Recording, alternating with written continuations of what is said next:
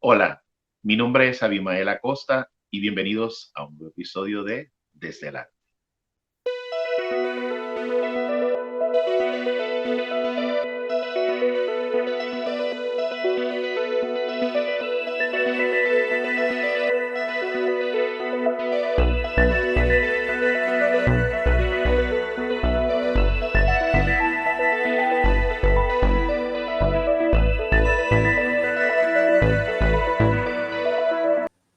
Como es costumbre en Desde el Arte, siempre comienzo con una cita de mi invitado y la cita de hoy dice, ni somos de aquí, ni somos de allá, estamos en el limbo.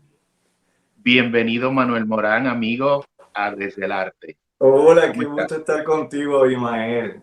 Hace Encanta. muchos años que no nos veíamos, Sí, sí, eh, sí. pero que el público sepa que fuimos a la escuela juntos, bueno, a la universidad. A la universidad. Eh, Y fuimos vecinos también. No sé si lo También lo recuerdas. fuimos, tienes Sí, razón, sí, mientras sí. estudiábamos, tienes razón. Correcto. Tú vivías en el piso de arriba y yo vivía en el piso de abajo. Correcto, oye, que no me Sí, acordaba de eso, sí, increíble. fuimos vecinos un tiempo. Manuel, ¿en qué contexto se da esa cita tan interesante que dijimos, en la cual muchos de nosotros que vivimos en la diáspora nos identificamos, aunque yo me siento totalmente puertorriqueño, pero hay momentitos que me identifico con esa cita? Pues mira, yo llevo muchos años acá, bueno, entre Puerto Rico y Nueva York, vivo en Nueva York, pero también estoy trabajando todo el tiempo en Puerto Rico también. Y trabajo acá mayormente con las comunidades inmigrantes. Y hace muchos años llevo trabajando con los niños, sobre todo con los niños inmigrantes y refugiados. Y encuentro esa disyuntiva donde los niños, no solo los niños, yo creo que todo inmigrante se siente cuando está acá que no es de aquí y cuando regresa a su país porque ya ha vivido una biculturalidad, porque ya tiene otras experiencias de vida, como que tampoco pega ya. Entonces se sienten en este limbo de identidad que realmente es lo que ahora le llaman la biculturalidad. Y que es muy poco, la gente la entiende muy poco, sobre todo cuando se regresa a una monocultura. Y de ahí es que sale el contexto de esa cita, porque yo siento que la biculturalidad es algo rico, es algo estupendo, es algo que hay que celebrar, pero hay que entenderlo también.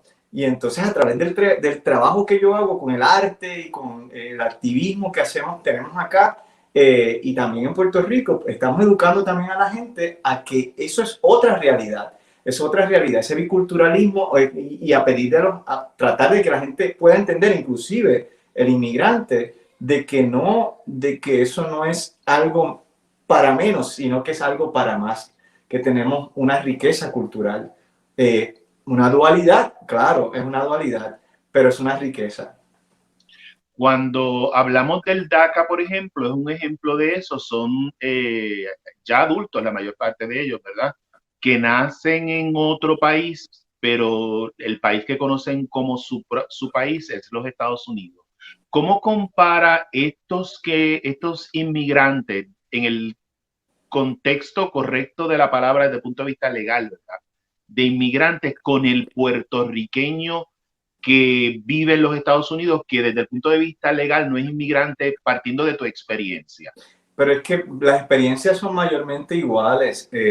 Sobre todo, por ejemplo, acá en Nueva York, cuando me vengo para acá, cuando regreso, ahora a mí me dicen New Yorker en Puerto Rico. Yo digo, ¿cómo? Entonces, yo creo que, y también aprendí mucho me acuerdo hace muchos años, cuando llegué acá a los Estados Unidos a estudiar, estaba estudiando con una dramaturga muy conocida puertorriqueña de la diáspora que se llama Carmen Rivera.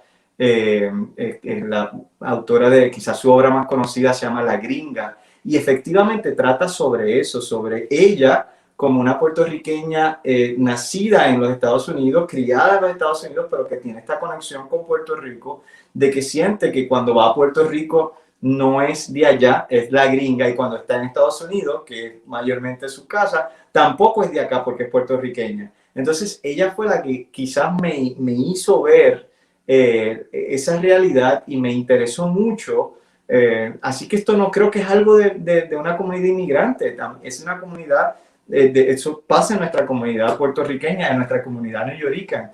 Y también pues tenemos que nosotros entender, tanto en Puerto Rico como en las comunidades acá, de que eso es otra realidad y que también que es una realidad rica y distinta. Y es una realidad que quizá ahora la estamos discutiendo aquí nosotros y se discute a través de los medios, pero yo recuerdo cuando yo era pequeño que yo tengo unos primos que nacieron y se criaron en los Estados Unidos. Y cuando ellos regresaron a Puerto Rico, que regresaron, vamos a decir, pequeños, el más pequeño probablemente 7 años, la más grande tendría como 13. En Puerto Rico, en nuestro pueblo, yo soy de Adjunta, le decían Americuchin. Así que había esta dualidad de dónde soy. Soy puertorriqueño porque mis raíces son de Puerto Rico, nací en los Estados Unidos, pero cuando regreso a Puerto Rico no me ven como puertorriqueño. Y es parte de eso, de ser puertorriqueño, de nuestra relación política y cultural con los Estados Unidos, que hace que seamos tan variados y eso es parte de nuestra historia, ¿no? Pero eso pasa en todas las comunidades inmigrantes también, y entonces yo creo que también hay mucho prejuicio de lado y lado, y estas personas, o nosotros, que somos también, aunque no somos inmigrantes, pero estamos en otro país, eh, sentimos eso también, o sea, se siente el prejuicio acá, se siente el prejuicio allá, porque yo he regresado, por ejemplo, a trabajar a Puerto Rico y dice, ¿qué hace este aquí? Este no vive aquí, este no puede opinar de aquí. Entonces, es como que es bastante doloroso. Imagínate, si es más doloroso para uno que es un adulto formado, imagínate para un niño. Entonces, esa realmente es una de las razones por la cual yo hago lo que hago teatro para niños, que hago teatro para público joven, porque ese prejuicio o ese rechazo de parte y parte o ese sentirse en ese limbo crea unas grandes inseguridades en ese individuo que se está formando, en ese niño, en esa niña. Y hablamos mucho de los problemas sociales que vive y los problemas socioeconómicos y que los rezagos aquí y allá. Y a veces no nos damos cuenta que la identidad cultural es quizás de las cosas más importantes, de dónde somos, quiénes somos, cómo somos. Y por eso es que mi compañía se llama SEA, Sociedad Educativa de las Artes, pero usamos las siglas como una palabra, SEA. SEA es una invitación a ser. SEA es una invitación, pues eso, sé lo que quiera hacer. Y a través del teatro SEA y de todo lo que yo hago en mi compañía, lo que tratamos es de reforzar o de motivar o de aplaudir o de celebrar esa diversidad, esa dualidad e invitar a los niños a ser como somos, con 2 culturas, bien, con 3 culturas, bien, con una, bien. Y esa yo diría que mi vocación, lo que yo vine a aprender acá cuando llegué a los Estados Unidos. Y a lo que has dedicado gran parte de tu vida. Qué bueno, Manuel, que mencionas que no es un problema exclusivo de los puertorriqueños, porque No. yo vivo aquí en Los Ángeles hace casi una década y he visto esos mismos rasgos que tú estás mencionando en la comunidad mexicana, donde también tienen un nombre para el mexicano que nace en los Estados Unidos, que es el pocho, como le llaman. Exacto. Así que estas separaciones no son exclusivas de los puertorriqueños, que a veces pensamos que tenemos el patrimonio de los males. No No, no, necesariamente, son conductas que se repiten en muchísimos otros países. tienes Manuel, razón. yo recuerdo básicamente el inicio de tu carrera a nivel profesional. Porque como mencionamos, fuimos vecinos, estudiamos en la universidad, básicamente estuvimos cerca durante muchos años, pero yo conozco a partir de ahí. ¿Cuándo fue esa primera vez que tú como niño, que te has enfocado tanto en la niñez, entendiste de que eras artista? Cuando tú dijiste, boom, esto es lo que soy. Pues mira, fue una experiencia que la recuerdo muy bien y siempre cuento esta anécdota que cuando yo estaba en tercer grado en mi pueblo donde yo crecí, que Vega Baja, en el norte de Puerto Rico, vino un grupo como el grupo que yo tengo ahora, vino un grupo que hace teatro rodante, teatro educativo, vino a mi escuela, en aquel momento la escuela José Gualberto Padilla, creo que le han cambiado el nombre, muy tristemente. José Gualberto Padilla es uno de nuestros grandes poetas. Y en ese patio interior de esa escuela, bajo el sol, llevaban a todos los niños, los sentaban en aquel cemento, piso de cemento caliente, porque no era ni grama, ni césped, y yo empecé a ver colorido en la escenografía, había música por las bocinas muy fuerte, y creó mucha expectativa en mí, que iba a ver, porque era la primera obra de teatro que yo veía, yo estaba en tercer grado. Yo sí había estado expuesto a la televisión, a programas como Plaza Sésamo y cosas así, que había en la televisión puertorriqueña, en términos de los títeres y en términos, era lo que había visto, pero no había visto nada en vivo. Y aquella producción que la presentó la Compañía Teatral de Maestros en su último año, que era un grupo de teatro que había creado el doctor Leopoldo Santiago Lavandero, padre del teatro educativo puertorriqueño, y que llevaba teatro a las escuelas, a todas las escuelas del país. Miles de niños, o sea, literalmente miles de niños veían estas producciones y se presentaban allí mismo en el plantel, en el patio, a veces en los salones de actos. Si la escuela tenía un teatro, que muy pocas en aquel momento tenían teatro, se presentaba allí. Y estaban presentando una obra que se llama La Plenópera del Empache, que la escribió Leopoldo Santiago Lavandero. Y es una producción, una ópera, literalmente, porque es cantada del principio a fin, pero en vez de la música clásica o el bel canto, se estaba cantando con plena puertorriqueña. Le había tomado plenas conocidas, ritmos conocidos. La plena es para los que no son de Puerto Rico, pues una música afrocaribeña, autóctona de Puerto Rico, que se toca con panderos y con el huichero, que es como nuestro güiro, y con otros instrumentos.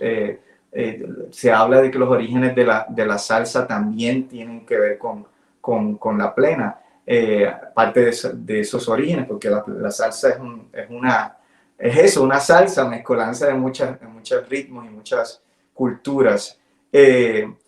Y aquella producción llena de música combinaba actores, músicos en vivo y títeres, más la escenografía, más el vestuario colorido. Es una farsa sobre este niño que come mucho y el pueblo se confabula para darle una lección a él y a la mamá de que hay que hacer las cosas con moderación, de que no se puede comer demasiado y muy simpática, personaje muy simpático, muy colorido.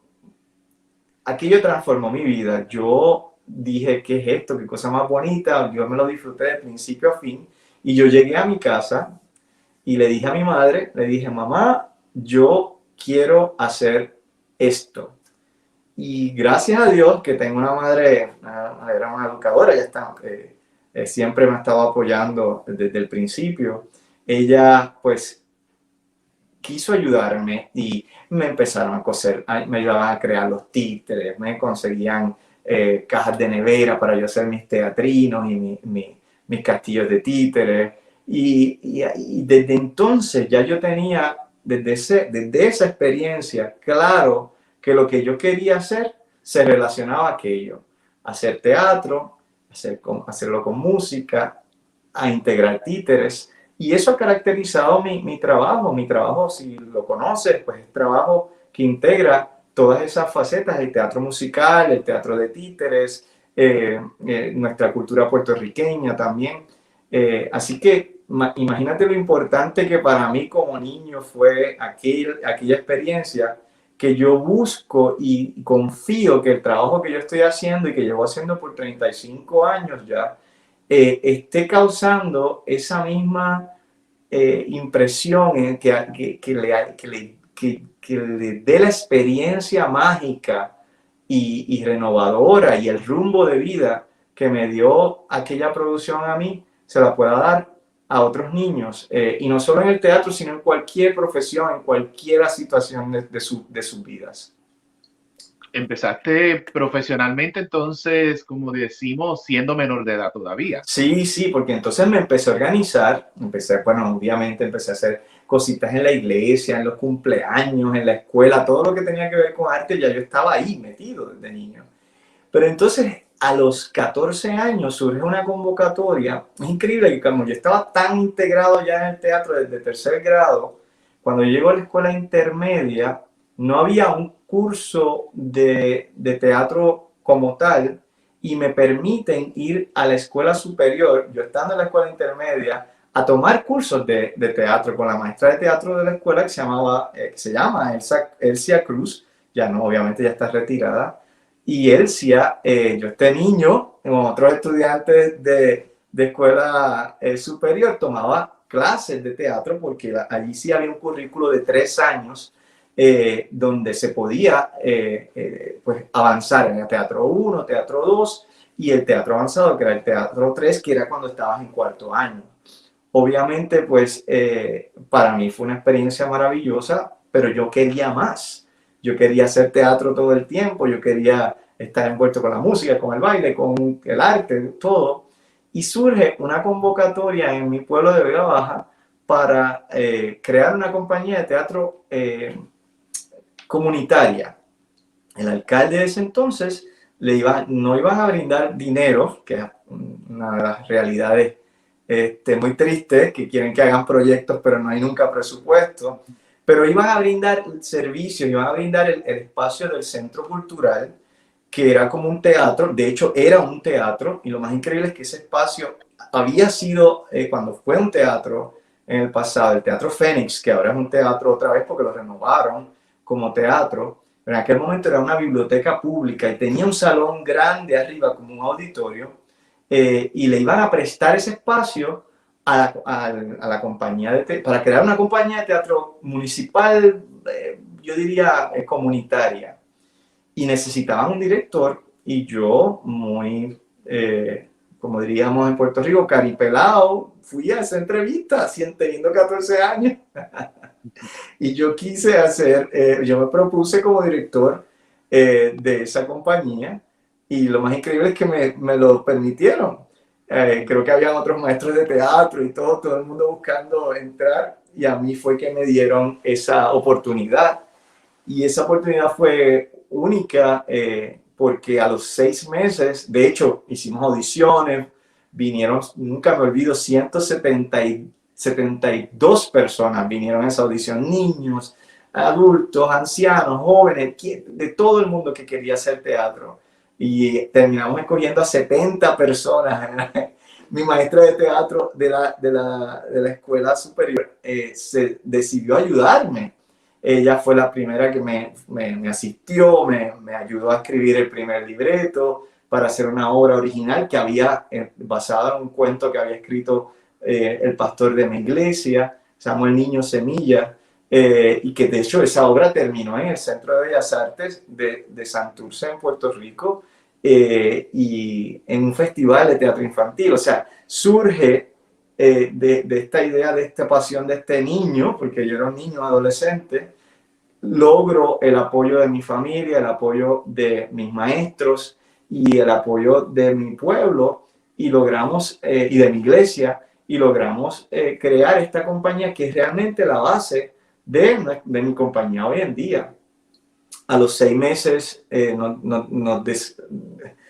como diría yo, dejamos de ser parte del municipio porque sentimos que necesitábamos hacer otras cosas, pero el municipio no estaba brindándonos más que un espacio, y decidimos incorporar una compañía y esa compañía es la que hoy se llama Teatro SEA. En aquel momento se llamaba Producciones Fantasía y se dedicaba a eso, a hacer teatro comunitario con actores no profesionales, porque éramos todos aficionados en el pueblo y en los pueblos adyacentes a Vega Baja. Y ese es el comienzo de Manuel Morán como director de esta compañía. Es interesante, Manuel, que muchas veces los artistas jóvenes esperan esa oportunidad, esperan que venga alguien y les dé esa oportunidad, ya sea un productor, ya sea un director, pero en este caso tú te has caracterizado por lo que es la autogestión, que es, si las oportunidades no existen, pues las voy a crear yo mismo y es lo que hiciste. El Niño Semilla fue la primera producción que hiciste profesionalmente.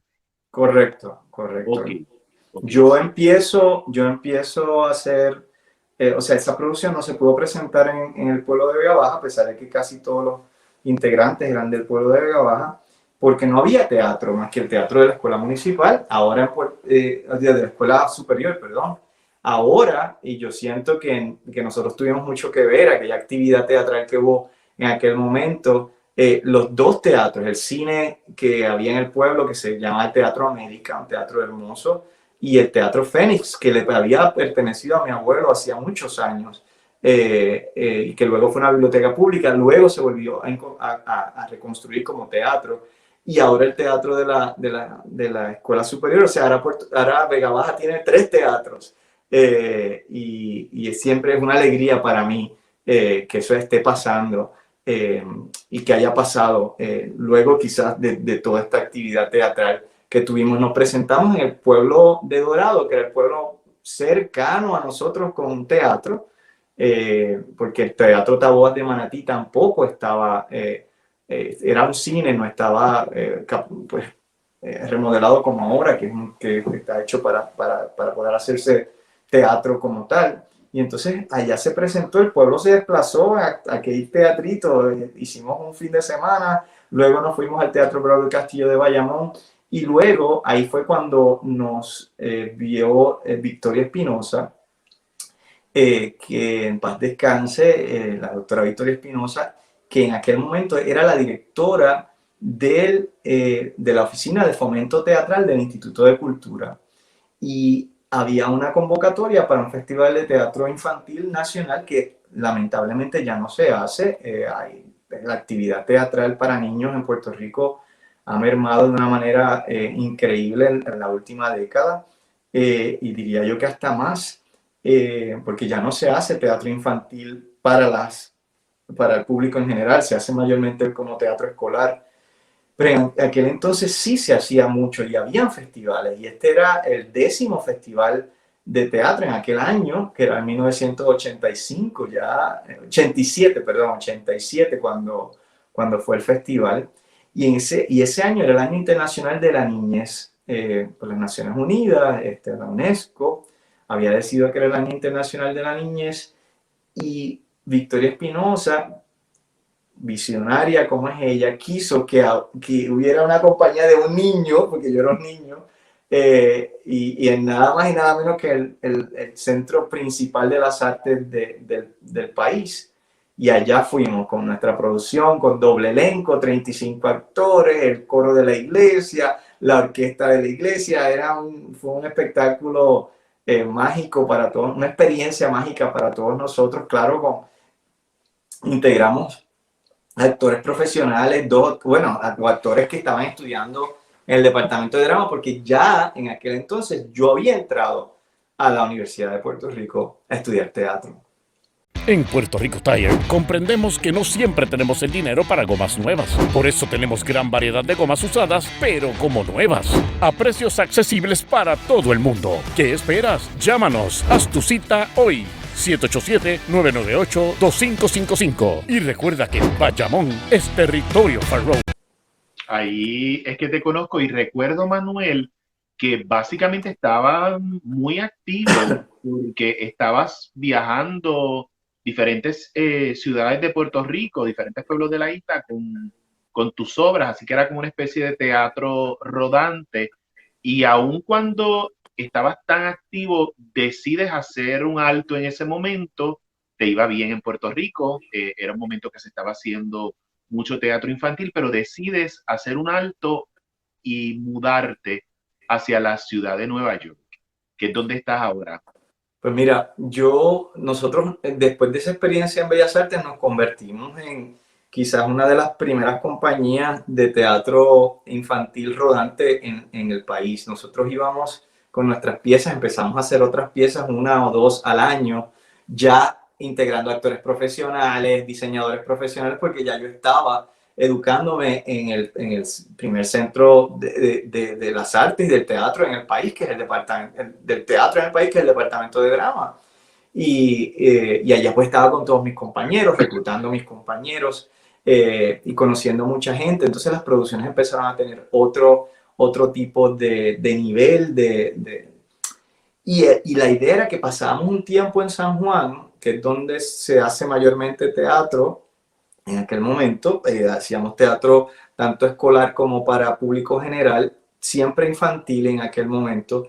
Y luego nos íbamos de gira por todos lados. O sea, yo no sé qué pueblo nosotros nos fuimos. O sea, me acuerdo que Los Tres Cerditos se presentó como 150 y pico de funciones en menos de 6 meses, una cosa así. Era 1 o 2 funciones diarias en centros comunales, en teatros. Descubrimos teatros que yo no sabía que existían. Por ejemplo, una sala que nunca me olvido y que fuimos por muchos años, maravillosa, que yo no sabía que existía en Orocovis, un auditorio gigantesco, extraordinario. El Centro Cultural de Mayagüez, siempre pensábamos en el Teatro Yagüez, pero había otro teatro al lado para 600 personas. O sea, empezamos a descubrir muchos sitios en Arecibo, en Utuado, donde nosotros nos fuimos. Claro, en las principales salas del teatro del país, como el Teatro La Perla en Ponce, eran lugares donde íbamos por lo menos cada 6 meses o cada año, presentándonos varias veces en esos espacios. En el Teatro de la Yupi, y en aquel momento había una cosa única que no se ha repetido en Puerto Rico y es una pena, que era que existía un teatro especializado para niños, o sea, un espacio para niños, que era el Teatro Puerto Rico para niños, que está al frente del Centro de Bellas Artes, que ahora es un cine o un club, o fue un cine, después fue el Teatro para Niños y después creo que se convirtió en un club. Todavía no sé qué hay allí. Y eso fue algo...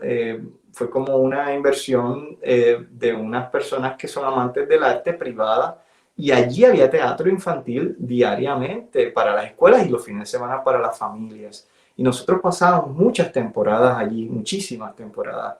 Pero entonces siempre esa idea de poder seguir mi carrera y de poder, yo mientras estaba en la Universidad de Puerto Rico estaba produciendo, estaba actuando, estaba haciendo televisión, estaba muy... activo, estaba haciendo otras producciones que surgían no solo de la universidad, que pienso que actué muy poco en la universidad, pero hice 2 o 3 producciones allí. Y luego, porque estaba muy ocupado entre mis estudios y producir. Pero entonces decido que quiero seguir mis estudios graduados. O sea, yo terminé mi bachillerato o mi licenciatura, como le llaman en países latinoamericanos, en 4 años, 4 años y medio, y ahí mismo solicité y continué mi maestría acá en la ciudad de Nueva York. Me escogieron en NYU, la Universidad de Nueva York, y pues una de las cosas que yo quería estudiar era teatro musical. Teatro musical, que era lo que había estado haciendo específicamente para niños, pero también había tenido había estado en varias producciones de teatro musical. Y me vine para acá, dejé la compañía rodando, ya obviamente bajó mucho la actividad porque no había un apasionado como yo, medio loquito, que quería hacerlo todo y que no paraba. Y entonces me dediqué a estudiar acá. Y aquí empecé como que también a darme cuenta que lo que yo estaba haciendo con tanto éxito en Puerto Rico no existía en Nueva York. Y vi una gran necesidad, pero también vi una gran oportunidad de ser pionero acá en algo y de poder contribuir en algo, no solo en la comunidad puertorriqueña, sino en nuestras comunidades latinas y en la comunidad en general. Mientras que en Puerto Rico pues sí había mucha actividad teatral en aquel momento, y dije, tuve que tomar una decisión. Digo, quizás debo enfocarme en crear algo acá y mantenerlo de Puerto Rico, que es lo que ha pasado. Nunca pensando de que ahora la actividad teatral y que mi centro o sea, que la actividad teatral en Nueva York pues dobló el trabajo de lo que hacemos en Puerto Rico, de lo que hacíamos en Puerto Rico y de lo que continuamos haciendo, porque la compañía continúa en Puerto Rico. no sé si estoy como que all over the place, pero espero que me estén siguiendo en esta historia, que es una historia bastante larga de mi desarrollo como director y productor de teatro. Manuel, cuando llegas a Nueva York, ya en la parte de que decides entrar en la producción, sabemos lo burocrático que puede ser el proceso de producir, empezando por el proceso de crear una compañía. ¿Cómo comparas ese proceso que te tocó en Puerto Rico siendo un niño, básicamente, con el proceso en Nueva York de empezar a crear tu compañía que luego se transforma en Teatro SEA? ¿Cómo comparas ese proceso en un lugar y en el otro? Pues Y en los momentos históricos de tu vida también.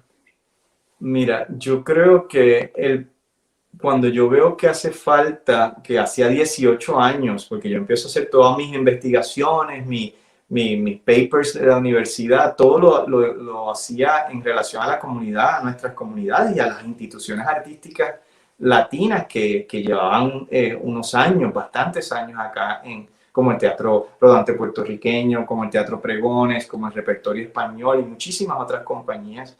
Empiezo a conocerlos, a ver la actividad teatral y me había dado cuenta que hacía 18 años, en aquel momento, no se había hecho teatro infantil, o si estas compañías, que son muy buenas compañías y muy comprometidas con el público, pues sí tenían eventos aquí y allá en las Navidades, alguna pieza corta para niños, pero no, nadie se especializaba en esto. Entonces vi esa necesidad y vi esa oportunidad, y entonces tuve la gran ventaja de agrupar quizás un par de amistades que había hecho, no solo puertorriqueñas, sino latinas y también estadounidenses, anglosajonas, que les encantó la idea de que pudiéramos hacer ese proyecto de vida que yo estaba llevando a cabo en Puerto Rico, que continuaba, ya no de la misma manera tan activamente como cuando yo estaba en Puerto Rico, pero que continuaba en Puerto Rico, a ser como una sucursal en Nueva York. Y se unieron a mí, me ayudaron a crear una junta de directores, a incorporar la compañía, a conseguir una exención contributiva, que quizás es el proceso más difícil, pero literalmente yo siento que el que hace teatro o arte en Puerto Rico puede hacerla en donde sea, no solo porque somos talentosos, sino también porque la cantidad, la burocracia que hay en Puerto Rico para poder producir, que uno necesita, por darte un ejemplo, 23 certificaciones de diferentes agencias y permisos y una permisología increíble para poder presentar una obra de teatro, que eso no tiene mucho sentido. Acá no es así. Acá sí hay unas cosas unas cosas burocráticas que hay que pasar y documentación que hay que llenar y lo que fuera. Pero luego de que eso está establecido, ya lo que hay que hacer es hacer unos informes anuales y ya. No hay que estar en esta permisología continua, que si refrendar boletos, o sea, conoces lo duro, y hay que aplaudir a todos los productores, a todo el teatrero que decide hacer teatro en nuestra patria, literalmente porque tiene que ser un experto en todo esto para poder lograr hacerlo como debe ser. Y eso es toda cuestión administrativa, no tiene nada que ver con lo artístico, que todavía son muchísimas otras cosas que hacer. Entonces, en términos de comparar, incorporar la compañía acá y quizás conseguir la exención contributiva, que es lo que te permite solicitar fondos al gobierno o fondos a fundaciones y corporaciones con una exención contributiva, quizás es el proceso un poco más difícil. Pero aquí hay gente especializada, como también hay en Puerto Rico, que podrían ayudar, que nos ayudaron. De hecho, yo logré conseguir unos abogados y unos contadores que hicieron todo este trabajo pro bono y nos ayudaron a lograr eso. Eso fue en 1993, cuando incorporamos en Nueva York, pero ya en Puerto Rico estábamos incorporados desde el 85. Entonces, es algo, fíjate que has tocado en algo. Brevemente voy a decir esto, de que una de las cosas que a mí siempre me ha preocupado, y veo que ha habido muchos esfuerzos y ahora mismo también les están ayudando, de que en Puerto Rico la cantidad de organizaciones sin fines de lucro que existe, artísticas, no tienen la posibilidad de solicitar fondos federales o de solicitar propuestas a fundaciones y cosas así porque no tienen esa exención, porque es muy difícil conseguirla, porque supuestamente es casi, o sea, es muy complicado el proceso, pero la realidad es que no. Y yo creo que poco a poco más y más organizaciones en Puerto Rico están logrando esa exención a nivel federal para poder solicitar los fondos federales, que es la National Endowment for the Arts. Muy pocos grupos en Puerto Rico los reciben directamente, si no es a través del instituto que lo tendrían que recibir porque no tienen esa exención contributiva. Entonces eso es algo que siento que se está trabajando, pero todavía se puede hacer mucho más allá en Puerto Rico. Manuel, mencionaste al principio de la conversación el uso de títeres en tus proyectos, lo que ha sido una constante. Y tú ganaste un premio muy importante que es el Unima USA Citation of Excellence por tu trabajo. ¿Puedes hablarnos de qué es este premio, cuán importante es? Pues mira, la UNIMA es la Unión Internacional de la Marioneta Mundial. Es una organización mundial, es la organización teatral más antigua del mundo, la organización internacional, porque Actors Equity acá en los Estados Unidos es un poco más viejita que ellos. Fueron creados en 1929 en aquel momento la República Checa, o en Checoslovaquia en aquel momento, pero ahora es la República Checa. Y pues une a más de 100 países, porque nosotros quizás tenemos la idea errónea de que los títeres son para niños. Los títeres en muchas partes del mundo no son solo para niños, para los adultos. De hecho, no fue hasta principios del siglo, hasta finales del siglo XIX, principios del siglo XX, que empezó a utilizarse el teatro de títeres para niños con propósitos educativos. Hasta entonces, el teatro de títeres era parte del teatro y era teatro para adultos. Siempre lo fue así. No es hasta este último siglo que eso empezó a cambiar en algunos lugares, porque en otras partes del mundo sigue siendo parte del folclore, sigue siendo parte de la expresión cultural del país, en países asiáticos, en países, en diferentes países, en Rusia, el teatro de títeres, en muchísimos lugares. Entonces esta organización une a todos estos centros, estos países con centros nacionales, se reúnen cada año, cada 2 años, cada 4 años, hacen congresos, festivales mundiales de títeres. Yo actualmente, bueno, hace 13 años ya estoy envuelto en la UNIMA y soy ahora el actual vicepresidente de la UNIMA Internacional. También fui presidente de la UNIMA Estados Unidos por 2 años, que es el capítulo de esa organización internacional. Y esa organización en Estados Unidos tiene uno de los premios más prestigiosos para el teatro de títeres que se llama el premio de la UNIMA, el Citation of Excellence. En Puerto Rico, solo un grupo había recibido el Citation of Excellence en los años 80.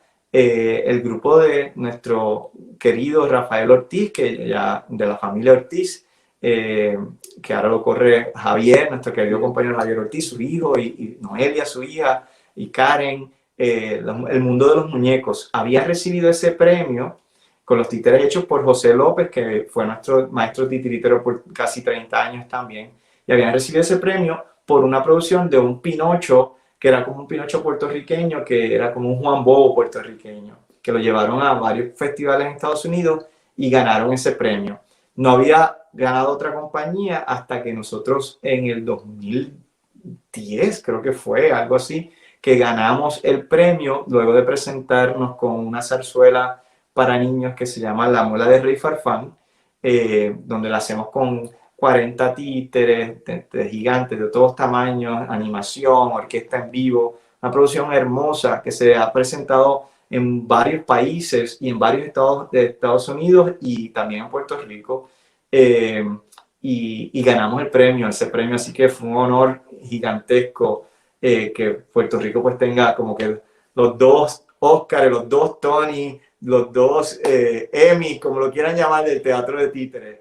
Y los títeres, tengo que decir que las dos producciones fueron diseñada por José López, que fue nuestro maestro titiritero, oriundo de Bayamón, vive en Bayamón, tiene su taller allá en Bayamón, es el creador del títere de varios títeres de la televisión, como fue Burbujita, como es la controversial Comay, y pues José es una de las glorias que tenemos en el Teatro de Títeres en Puerto Rico, y nuestras dos producciones, El Mundo de los Muñecos y la Teatro Sea, pues fueron galardonadas con ese gran premio de la UNIMA.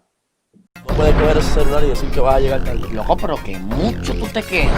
Tú bien pronto vas a ser bien famoso en la tuya. Si la cosa es para que tú te conviertas en el más pegado, entonces no hay problema. Es más, hasta yo me convierto en tu manager. Lo pensé y creo que debes seguir como solista.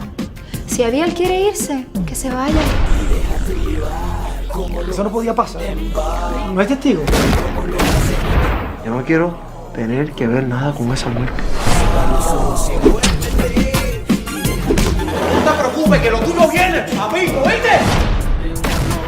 Muerte en el paraíso.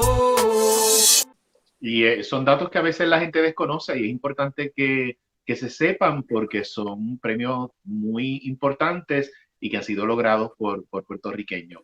Manuel, ¿por qué básicamente te has enfocado en el teatro para niños en lugar de lo que mucha gente hace, que es el teatro para adultos o como la gente llama comercial, malamente llamado comercial, ¿verdad?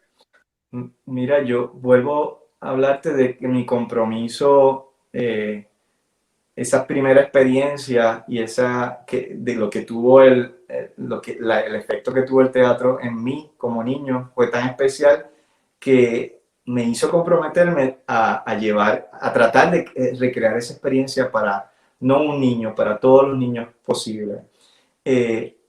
No te miento, también veo que no dejo de hacer teatro para adultos, vamos a aclarar eso. Mi teatro, nosotros tanto en Teatro Sea, nosotros hacemos teatro mayormente para público infantil y juvenil, pero siempre tenemos una o dos producciones al año para adultos también, o teatro comercial, como lo quieran llamar, malamente diría yo. Y a diferencia de otros teatros o de otras compañías que hacen mayormente teatro para adultos y una que otra vez al año o cada 2 años hacen una producción para niños, pues nosotros somos la inversa. Y quizás lo que la gente quizás lo que no le hemos comentado a la gente, si no conocen del Teatro Sea, es que tenemos una sala de teatro en la ciudad de Nueva York, que fue otro de los grandes éxitos que logramos después de tantos años, abrir nuestra propia sala en el Centro Cultural Clemente Soto Vélez, que es un centro cultural puertorriqueño en el Bajo Manhattan.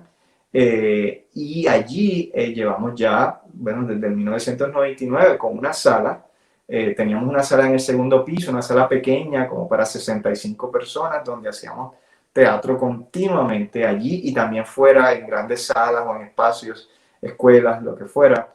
Y en el 2011 inauguramos una nueva sala, que es nuestra segunda sala, en el mismo edificio. Hicimos una renovación de un espacio, una renovación de más de $1 millón, y tenemos una sala hermosa que está cerrada desde marzo, donde fue la segunda renovación, increíble porque estamos cumpliendo 35 años ahora y parte de los eventos era renovar nuestra segunda sala, que es nuestra sala ahora, una sala espaciosa para 175 personas,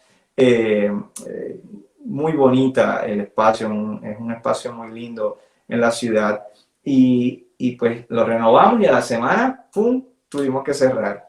Pero en el 2011 fue que abrimos esa segunda sala y allí estamos felices haciendo teatro y seguimos yendo a Puerto Rico presentando tanto producciones que creamos aquí, allá o viceversa, porque nuestro estudio se mantiene en Puerto Rico. Nuestros títeres, nuestro vestuario, nuestra escenografía, por años se ha hecho todo en Puerto Rico, más existe una compañía en Puerto Rico, somos 11 en Puerto Rico, en Nueva York somos 80 y pico, en Puerto Rico somos 11 y se trabaja en las escuelas mayormente, pero casi siempre se hace una producción al año en alguna de las salas comerciales del país. También realizaste un proyecto ya para la línea de adultos muy importante, premiado también en Nueva York, que fue basado en la vida de Roberto Clemente. Correcto. ¿Puedes hablarnos un poco de este proyecto? Pues mira, tenemos dos producciones. Hemos hecho dos producciones una para niños y una para adultos de Roberto, sobre la vida de Roberto Clemente. Roberto Clemente, como se llama mi obra, que se llama Mi Superhéroe Roberto Clemente, pues para mí fue un superhéroe. Fue una de esas figuras increíbles de la historia de nuestro país,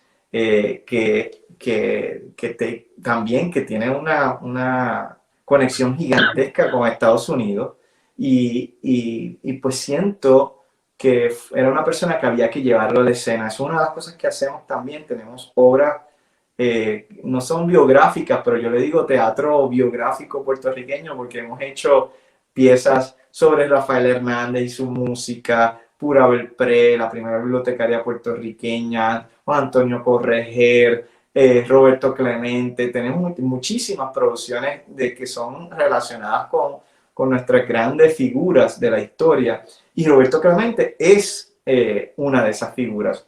Luis Caballero, que fue el autor y el director de esta pieza que se llamó DC7, la historia de Roberto Clemente, me había llamado muchos años antes de que yo produjera esta pieza para hacer una lectura para unos productores que estaban interesados en hacer esta producción off-Broadway. Y él no había terminado la obra, pero tenía muchas escenas y me pidió a mí que yo leyera a Roberto Clemente. Yo le dije a la gente, bueno, cierren los ojos, por lo menos escuchan el acento puertorriqueño, pero yo no puedo representar a Roberto Clemente, pero en la lectura lo hicimos y fue fabuloso. Un grupo de actores estupendo y teníamos la certeza de que ese proyecto se iba a dar. No pasó nada. A los 8 años, yo llevo produciendo por 15 años ya un festival de arte que se llama Borimix Puerto Rico Fest y que pasa durante este mes de noviembre. De hecho, está pasando ahora mismo. Empezamos hace 2 días, hace varios días acá en la ciudad de Nueva York y lo estamos haciendo virtualmente. La gente puede encontrar información en borimix.com. Es un festival de arte donde hay teatro, donde hay música, donde hay arte visual. Y ese festival se le iba a dedicar ese año a Roberto Clemente. Y entonces yo llamo a Luis Caballero y le digo, Luis, ¿dónde está la obra que leímos hace muchos años? Y él me dice, eso está en una gaveta. Y yo, pues vamos a darle, vamos a sacarla. Y empezamos a desarrollar este proyecto, donde hubo audiciones. Se invitó a Modesto Lacén para que representara a Roberto Clemente y tuvimos un éxito increíble, no solo porque la pieza es muy buena, musical, que se hizo pues tipo musical off Broadway, no quizás como lo quisiéramos hacer porque no teníamos el presupuesto, pero se hizo una inversión muy grande, con orquesta, con un elenco vasto, un vestuario hermoso, todo diseñado y creado por artistas puertorriqueños y obviamente dirigido por Luis Caballero y escrito por Luis Caballero. Y tuvimos un éxito arrollador esos primeros meses que estuvimos en nuestra sala. Tanto así que lo tuvimos que llevar, acá las piezas van como que van en una evolución, se empiezan a desarrollar en un sitio y luego van llegando a otro lugar. Movimos la producción para el teatro de nuestra gran Miriam Colón, que en paz descanse, el Teatro Rodante Puertorriqueño, que es la única sala de teatro off-Broadway latina en Nueva York. Y estuvimos allí 12 semanas también con un éxito grandísimo. Luego la pieza va a Puerto Rico, luego va a Washington, al Teatro Gala, que también hicimos una coproducción con ellos. Y luego, por muchas otras razones, se crean otras producciones que luego Modesto sigue con la producción y Luis Caballero se la llevan a Chicago, se lleva a Pittsburgh. Y fue un proyecto hermoso. Yo era también uno de los protagonistas de la pieza. Yo hacía de Ramiro Martínez, el gran comentador cubano. Yo digo cubano puertorriqueño, era cubano, pero vivió la mayoría de su vida en Puerto Rico. Y yo representaba a Ramiro, que también era muy amigo y además uno de los grandes coleccionistas de Roberto Clemente, que murió hace unos años atrás. Y fue un éxito extraordinario. Desde que empezamos a hacer la pieza, yo sabía que yo quería compartir esta historia, que es una historia maravillosa, con los niños. Y escribo otra pieza que se llama Mi superhéroe Roberto Clemente, My Superhero Roberto Clemente, e integro 12 títeres con actores y teatro musical. Y esa pieza, a pesar de que la pieza para adultos pasó ya, terminó su temporada en aquel momento, después de 2 años y pico, la pieza para niños continúa haciéndose con mucho éxito. Y es que Roberto Clemente es maravilloso. Manuel, trabajas tus proyectos, para el público que no lo sepa, en inglés y en español. Eso crea un nivel de complejidad que sería bueno que nos expliques cómo lo haces, cómo es ese proceso de trabajar estos proyectos en inglés y en español. Pues mira, yo creo que hemos creado como una especie de fórmula. Primero que hacemos teatro en español solamente y también hacemos las mismas funciones en inglés. Así empezamos a trabajar. Hacíamos a la 1 de la tarde una función en español, a las 3 en inglés, o un día, bueno, si era para adultos en la noche, los viernes en español, sábado en inglés, ese tipo de cosas. Y era muchísimo trabajo, sobre todo para los actores, que teníamos que tener esa habían funciones que a veces se nos salía algo en el otro idioma porque estábamos ya o sea, es confuso. Pero entonces me empecé a dar cuenta que haciendo eso estaba segregando los públicos. Y yo no quería eso. Parte de mi misión es lograr que nuestra biculturalidad, nuestro bilingüismo, es algo normal y extraordinario. Y que también los públicos que no hablan una de esas lenguas se pudieran integrar al otro público. Y empezamos a hacer esta cosa bilingüe. ¿Cómo? No una forma de que yo estoy diciéndote algo en español y te lo repito en inglés. No, la manera que se nos ocurrió, y lo hicimos luego de mucha experimentación, era de que el actor o el personaje te habla una de las líneas en español y el actor que repite o el personaje que contesta, te contesta en el otro idioma, pero te da a ver que lo que tú le dijiste en español, o sea, el público lo podía entender.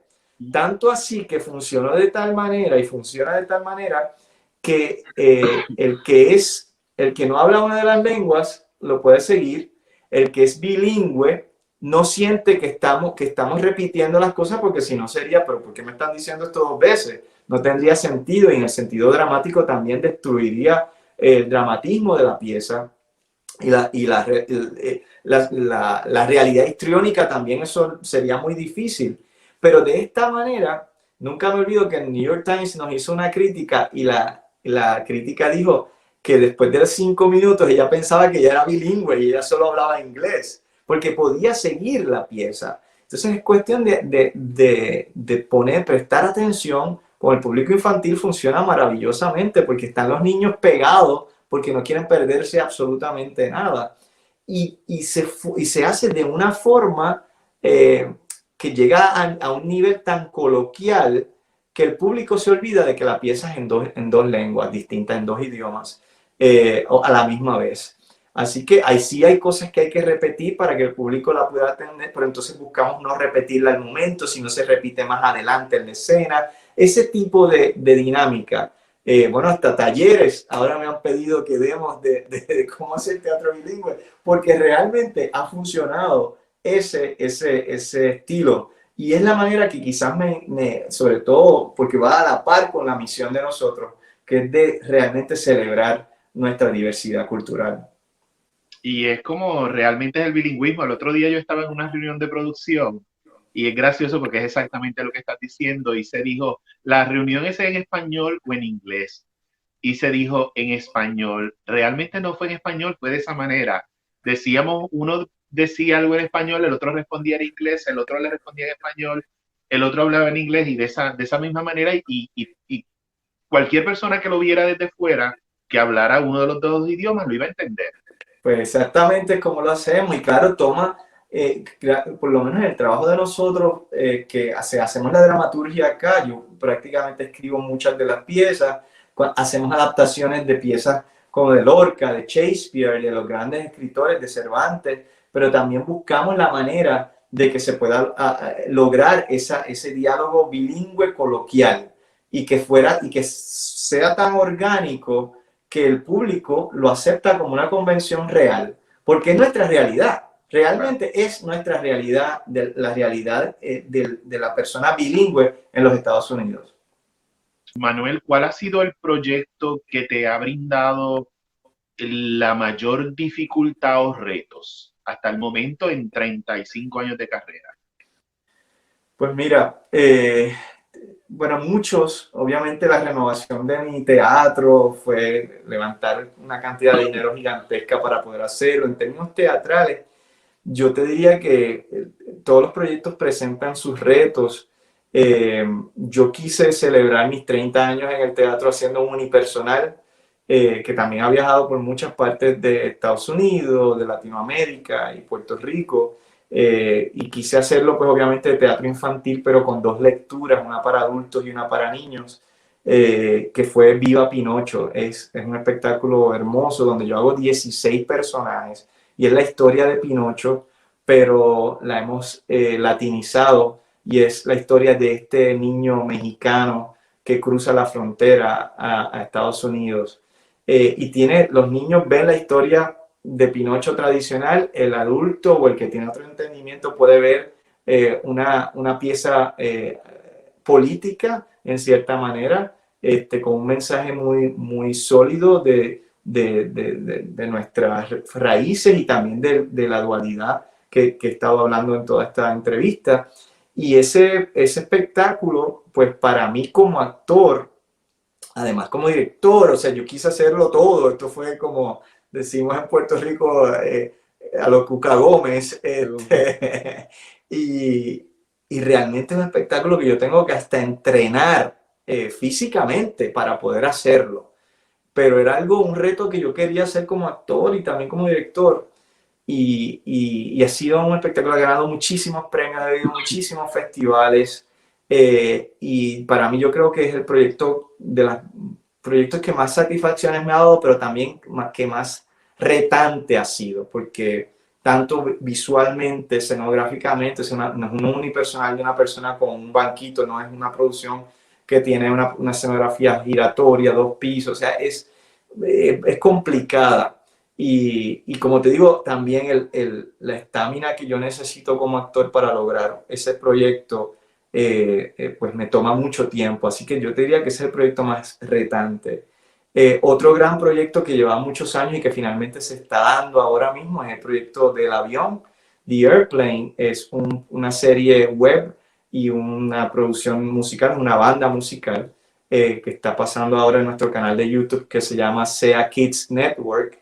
Y nosotros hacemos, mucha gente lo ha comparado hasta con Sesame Street, pero no, es un proyecto pequeño que integra títeres y actores, donde yo también tengo el rol estelar, protagónico, hago de un piloto de una línea aérea de humanos y monstruos.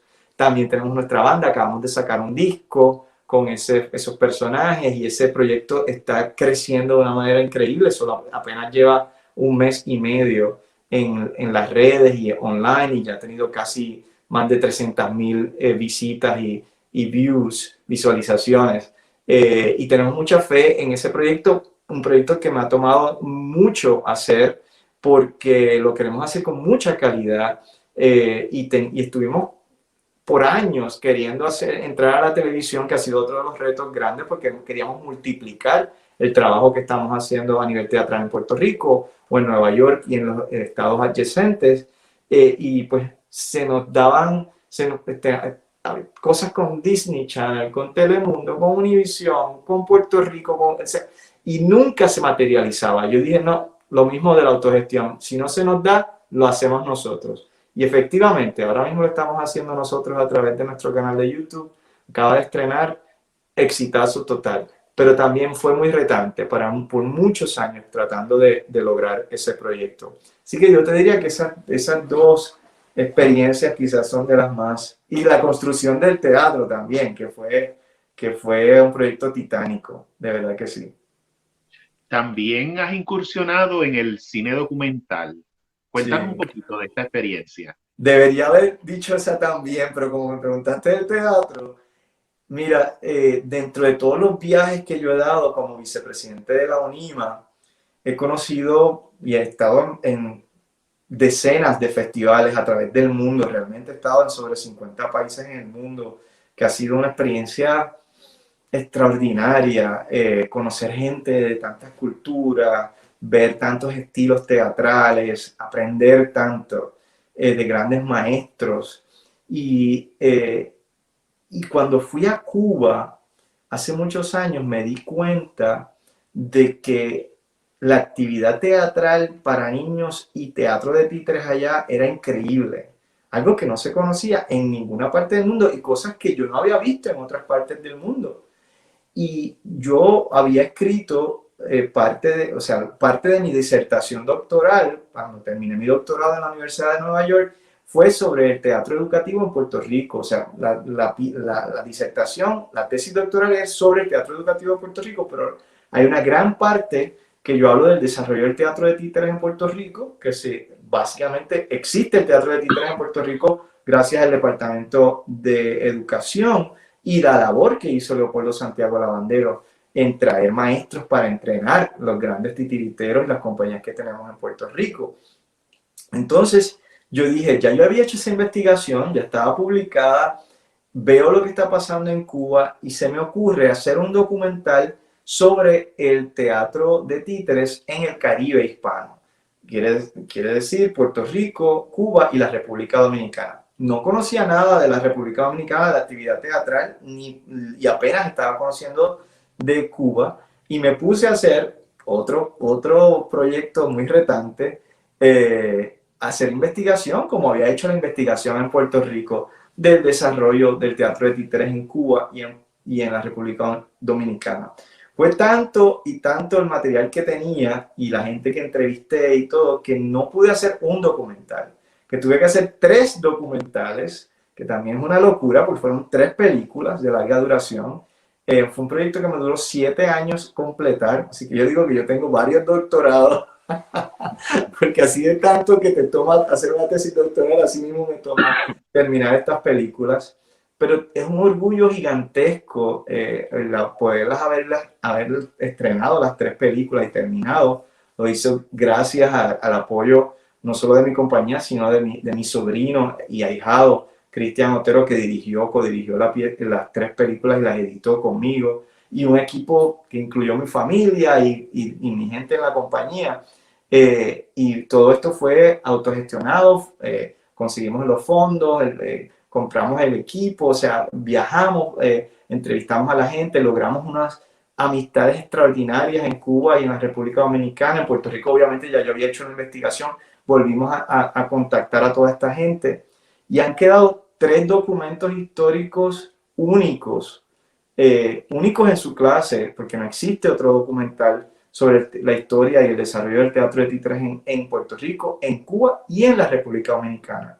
Pudimos estrenar el documental en el Festival de Cine de La Habana, el documental de República Dominicana en el Teatro Nacional de la República Dominicana, y en Puerto Rico tuvimos nuestro estreno. Fue también una experiencia maravillosa ver una sala finance del Banco Popular, allá del Popular Center, llena de teatreros y de titiriteros, viendo su historia contada en la gran pantalla. Y el documental ha ganado varios premios en varios festivales, está ahora mismo en varios festivales. Ahora mismo, esta semana se está presentando en Colombia, se ha presentado en España, en Francia, en Canadá, en muchísimos lugares. Y es una serie de 3 películas. Se llama Títeres en el Caribe Hispano, episodio 1 de Cuba, episodio 2 República Dominicana y episodio 3 Puerto Rico. Así que ese es otro de los grandes logros y orgullos y de las grandes dificultades dentro de estos años de carrera que he tenido. Manuel, ¿dónde el público puede ver estos proyectos? Por ejemplo, el de el avión y los documentales. ¿Dónde el público que quiera verlo puede verlo? Pues mira, los documentales todavía no están disponibles porque están todavía en el circuito de festivales de cine. y de festivales de teatro de títeres. Sí tuvimos, durante la pandemia los pusimos a la orden del público por semanas, cada episodio completamente gratis, pero los tenemos privados, la gente los puede comprar, puede ir a la página de Vimeo del Teatro SEA y puede comprar o rentar por un tiempo.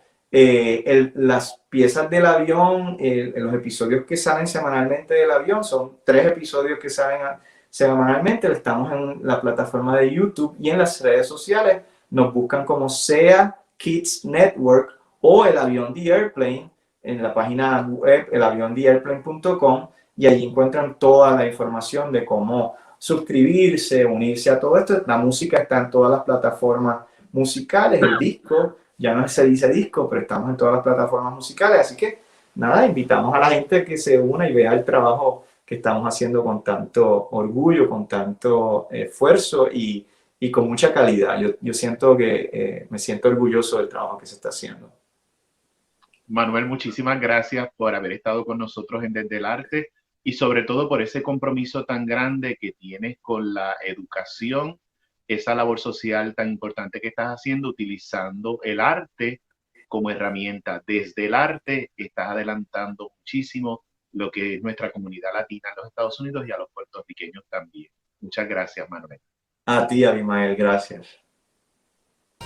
Hola, mi nombre es Abimael Acosta y quiero darte las gracias por tu sintonía, por estar ahí con nosotros. Pero quiero invitarte ahora mismo a que vayas aquí debajo a la descripción de este video para que le des follow a mi canal en Facebook, @AbimaelAcostaWriter, y ahí podrás ver todos estos videos que estamos haciendo, además de Desde el Arte, donde todos los sábados a las 4 de la tarde de Los Ángeles y 7 de la noche de Puerto Rico conversamos con un artista internacional. Y los domingos, Abimael Acosta, este servidor y Jorge de los Ríos tenemos una cita contigo en Jorge y Abimael Conversan Hoy. ¿A qué hora? A la 1 de la tarde de Los Ángeles y 4 de la tarde de Puerto Rico, y ahí vamos a conversar de diferentes temas muy importantes para todos ustedes y para nosotros. Así que recuerda, ve aquí abajo a la descripción y síguenos en Abimael Acosta Writer y Jorge de los Ríos para que puedas ver Desde el Arte y Jorge y Abimael Conversan Hoy. Y quiero de nuevo darte las gracias por tu sintonía. Hasta luego.